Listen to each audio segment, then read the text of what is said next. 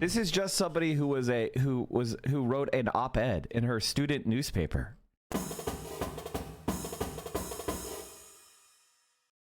Let me show what just happened yesterday. And actually too many to name or totally get your arms around. But it's also important to stay aware of what is happening out in our country, where we are seeing the Trump administration almost every week snatch people right off the streets for political speech.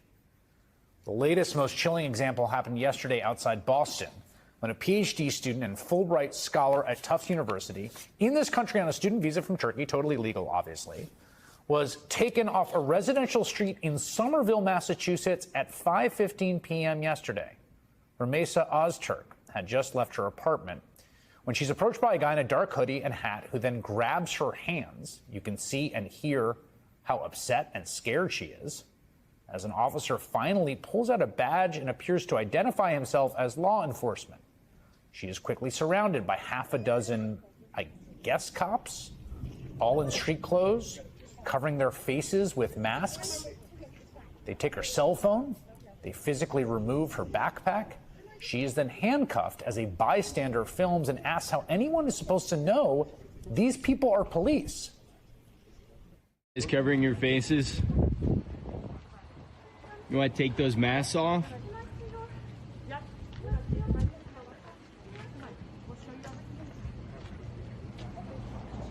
Is this a kidnapping?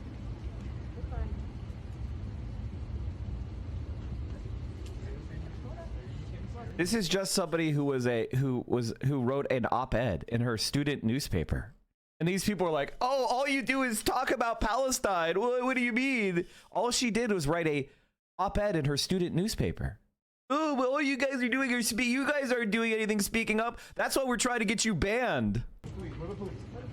Yeah, you don't look like it. Why are you hiding your faces? Why are you hiding your faces? The masked police lead the terrified woman to their unmarked vehicles and drive off. Now, if all that were not chilling enough, an attorney for Ozturk released a statement earlier today saying, in part, "We are unaware of her whereabouts and have not been able to contact her. No charges have been filed against her to date that we are aware of." Last night, a district court judge ordered that the young woman not be moved out of Massachusetts without first providing advance notice. And then late this afternoon, we finally got an idea of where she is. According to the Immigrations and Customs Enforcement detainee locator, she is currently being held in the South Louisiana ICE Processing Center. That's nearly 2,000 miles from where she was snatched off the street just 27 hours ago. Today, the Department of Homeland Security said in a statement that investigations found Ozturk engaged in activities in support of Hamas. But again, she's not charged with any crime. The activities she is accused of seem to be that she co-wrote an editorial in the Tufts school newspaper that was published a year ago today, writing, quote, "We affirm the equal dignity and humanity of all people," specifically referencing Palestinians, going on to quote the author James Baldwin and challenging the university president to, quote, "acknowledge the Palestinian genocide and embrace efforts by students to evaluate diverse and sometimes contradictory ideas and opinions." Tonight, in response to her detention, more than 1,000 people at snap notice showed up in Somerville to protest and call for her return. Rumeysa Ozturk is not charged with a crime because she did not commit a crime. She's here on a visa, and the government does have the discretion to terminate a visa. But is this how America does that now? A terrified young student snatched off the street by masked police force, taken thousands of miles across the country without anyone knowing?